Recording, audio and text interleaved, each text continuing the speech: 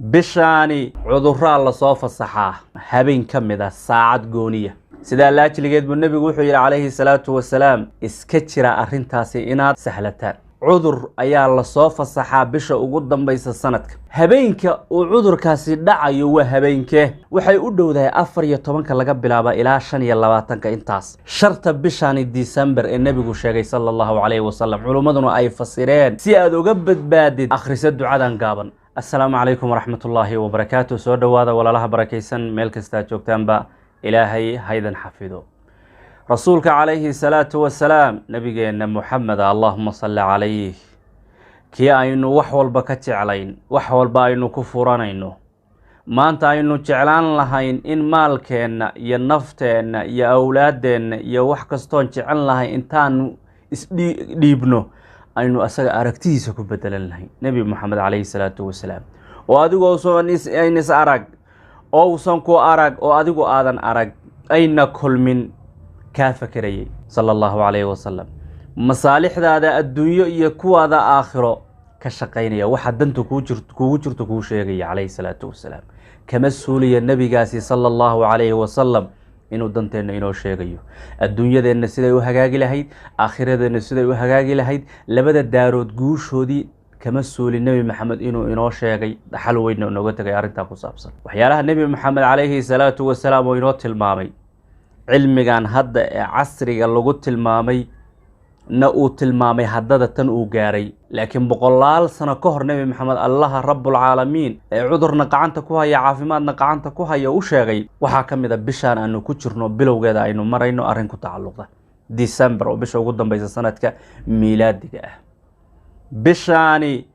cudurraa la soo fasaxaa habeen ka mid ah saacad gooniya sida laajligeed buu nabigu wuxuu yiri calayhi salaatu wasalaam iska jira arintaasi inaad sahlataan habeenkii markaad seexanaysaan albaabada guryaha xirta guri ballaqan albaabkiisu furan yahay seexan weelashiinana daboola nabigu yiri sallallahu alayhi wasallam oo weel af banaan ha uga takinina jikada ama meel kale hadda dabool u weydaanna shay iska dul saara saa ugu gudba hadda xataa shayga weydaan shayga laftirkiisa gambiya oo afkiisa hoos mariya si cudurka habeenkaasi dhacaya uu san weelkaani ugu dhicin waagu markuu ku bariyana wuxuu ku leeyahay nabi maxamed alayhi salaatu wasalaam alaabtaada dhaqo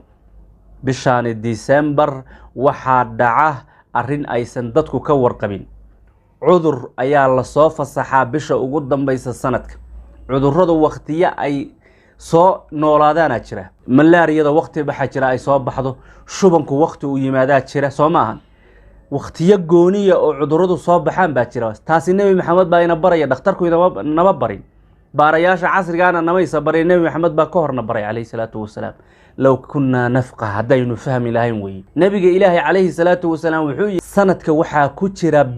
bishaas habeenka kamida waxa la soo fasaxaa virus wareega markaas wuxuu kugula talinayaa nabi maxamed alayhi salaatu wasalaam fiidka hore inaad seexatid weelashaadana ka taxadartid bisha markay culimadu fiiriyeen waxay noqotay bishan December ishaaraduna ay ku dhacday waagi hore luuqadihii Siryaaniyiinta waxa loo yaqaanay bishan haddana markaad madaarista cilmiga lagu barto gaar ahaan kuwa akademiga ee luqadda Carabiga lagu barto waxa lagu barayaa markii bilaha 12 hijriga laga yimaado 12 bilood ee miilaadiga magacyo lagu sheegaya mid walba laba magac bay wadataa December waxa la yiraahdaa magaceeda labaad kaanunul awwal luqadihii hore ee Siryaaniyiinta ee bariga ku noolaa baa u isticmaali jiray Decemberna waa isticmaalka galbeedka bisha la tilmaamayana waa bisha 12aad sidaas culimadu ku qaydeen habeenka uu cudurkaasi dhacayo waa habeenkee bisha dhamaanba taxadar ilaahayna ka magan gal sharkeeda iyo balada dhacaysa culimaduna waxay yiraahdaan qaarkood markay baaritaan sameeyeen waxay u dhowdahay 14 laga bilaabo ilaa 25 intaas ama 24 ama 25 ama inta u dhaxaysa ayaa cudurka la soo fasaxay u dhacaa xagee u beegsanaya jeermiskaas wuxuu beegsanayaa meel kasta u sahlan inuu beegsado ilaa jeermisyada cudurrada ka imaado oo cudurrada abuura waqtigay soo baxaan way beegsadaan weel hadda af banaan halka iska yeela xalo dhan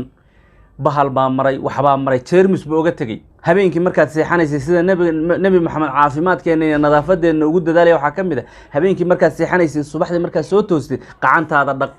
waayo nabigu wuxuu yiri qacantaadu meeshay bariday xala ma ogid xataa madabadaadaad geliysay oo xagga la aaday kama warqabtid iska dhaq baa nabigu yiri calayhi salaatu wasalaam markaa soo toostay sandaarsa nabigu ku yiri saydaanku halka duleelada uu dhex fariistay habeenkii jeermis buu ku reebaa sidaas nabi maxamedna leeyahay allahumma salli alayhi sidoo kale nabi maxamed wuxuu leeyahay adoo qacantaadu dufan leedahay ha seexan يعني intaad cuntay ama hilib cuntay ama wax cuntay dufankii cuntada aad cuntay ka soo shiirayaan ama aadan dhaqin laakiin taad dhaqday biyo caadi ku dhaqday cuntadii ay wali ka soo shiiraysaa seexan baa nabigu yiri nabigu wuxuu yiri qofka seexda asagoo qacantiisa mayrin intuu cunto ku cunay wax ka soo shiirayaan habeenka wixii asiiba isaga ka mas'uula bahal baa laga yaabaa intuu ku soo raaco waxa shiiraya inuu ku halakayo sidaas nabi maxamed inuu nagu dadaalay calayhi salaatu wasalaam sharta bishan December ee nabigu sheegay sallallahu alayhi wasallam culumaduna ay fasireen si aad uga badbaadid akhrisa ducadan gaaban wax walba markay dhamaanayaan haraati kulul bay leeyihiin wax walba markay dhamaanay sanadku markuu dhamaanaya bishan 12aad waa bilaha cudurrada ay faafaan jeermiskuna ay faafaan cudurrada si gooniya ay u abuurmaan sida nabigu sheegay sallallahu alayhi wasallam sida bilaha kale waqtiyada kamid ah ay xanuunada qaar u soo faafaan hadda meel markay daadad ku bataan waxa leeyahay kanaacadi baad ku badanaysaa cudurkii malaria imaanaya sababa jira marka sabab qayb kamid ah waay ducaduna waxa weeyaan rabaa inaan idin la wadaago inaad tiraahdaan walaalayaal allahumma inni a'uudu bika min sharri hada ash-shahr وشر ما فيه وشر ما بعده اللهم إني أعوذ بك الله يو وحانك مغنغلي من شر هذا الشهر بشان شرط هذا بشان الشر إلا شر ودحد عيساية شرط بشان إلا الله كام مغنغلي وشر ما فيه بشان شرط دحد عيسا أيضا الشرط هذا هي شرط قده الحل انت يشوكت إيمان كرا كام مغنغلي وشر ما بعده هي الشركة كدن بيه بشان bish sanadka soo socda bisha ugu horeysa January sanadaha kale waqtiyada kale iyo bishaan wixii ka dambeeyo sharan Allah waa ka magan galay soo ma xirni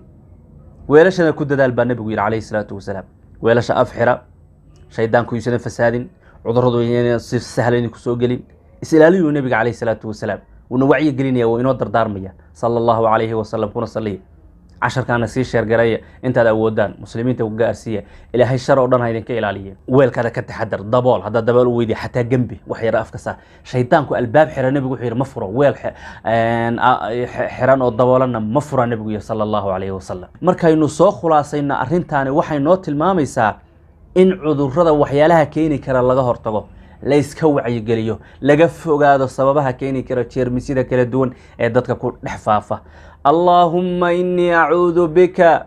من شر هذا الشهر وديسمبر يبل كلام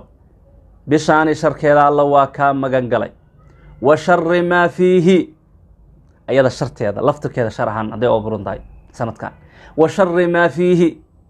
يبشاني دحر هذا الشر دحر كره قدر كإله إله وكام مجنجلي وشر ما بعده يوحي كدم بيبشان شركة إيمان كرا إلى أوكا مجن قلب إلهي ما مجن تستاي سبحانه وتعالى حنون فافي وحكلا كما سامين يعني إن شاء الله تعالى إلهي توفيق ذا هنا وافج يدم بجننا هدافو